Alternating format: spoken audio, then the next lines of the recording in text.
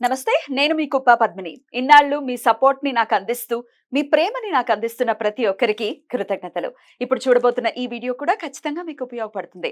Like, share and subscribe చేసి మీ ఇష్టాన్ని, అలాగే మీ సపోర్ట్‌ని నాకందించండి. అలాగే ఈ వీడియో పట్ల మీ అభిప్రాయాన్ని కామెంట్ సెక్షన్‌లో కామెంట్ చేసి నాకు తెలియజేయండి. నమస్తే. నమస్కారం. రేపటి విశిష్టతని ఒకసారి చూద్దాం. రేపు 29వ తారీఖు మార్చి నెల 2025వ సంవత్సరం శనివారం.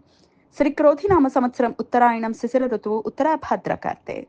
రేపు పాల్గొన మాస బహుళపక్ష అమావాస్య తిథి సాయంత్రం 4:27 వరకు. తదుపరి శ్రీ విశ్వావసు నామ సంవత్సర చైత్రమాస శుక్లపక్ష పాడ్యమి తిథి.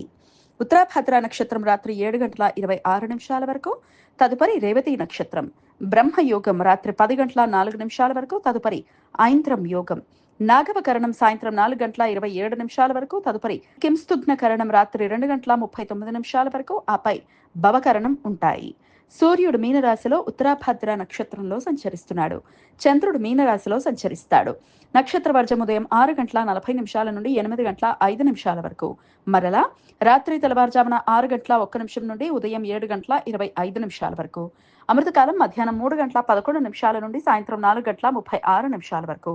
హైదరాబాద్ ప్రాంతం వారికి రేపు సూర్యోదయం ఉదయం 6:13 సూర్యాస్తమయం సాయంత్రం 6:29 చంద్రోదయం లేదు. చంద్రాస్తమయం సాయంత్రం 6:30 అభిజిత్ ముహూర్తం పగలు 11:56 నుండి మధ్యాహ్నం 12:45 వరకు. దుర్ముహూర్తం ఉదయం 6:13 నుండి 7:51 వరకు. రాహుకాలం ఉదయం 9:17 నుండి 10:49 వరకు. గుళిక కాలం ఉదయం 6:13 నుండి 7:45 వరకు. యమగండం మధ్యాహ్నం 1:53 నుండి 3:25 వరకు.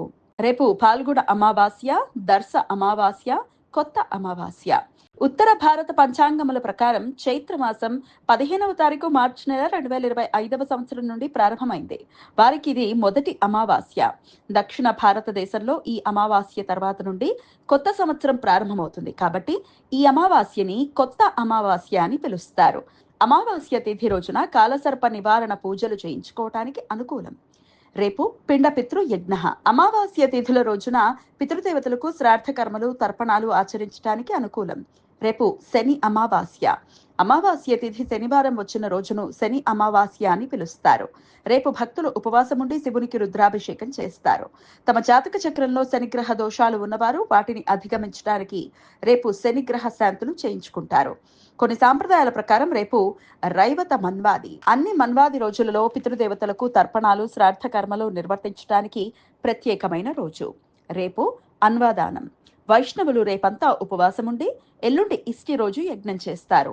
మనకు కనిపించని పాక్షిక సూర్యగ్రహణం రేపు మధ్యాహ్నం 2:21 నుండి సాయంత్రం 6:13 మధ్య కాలంలో ఏర్పడుతుంది. ఈ గ్రహణం అమెరికా, పశ్చిమ రష్యా, ఐరోపా, ఆఫ్రికా దేశాలలో పూర్తిగా కనపడుతుంది. ఈ సమాచారాన్ని మనకు అందించిన వారు మేడికొడ్డూరు విశ్వనాథ్ ప్రసాద్ గారు. ఆయనకు కృతజ్ఞతలు తెలియజేస్తూ నారాయణ స్మరణతో సమస్త సన్మంగళాని భవంతు. నమస్కారం.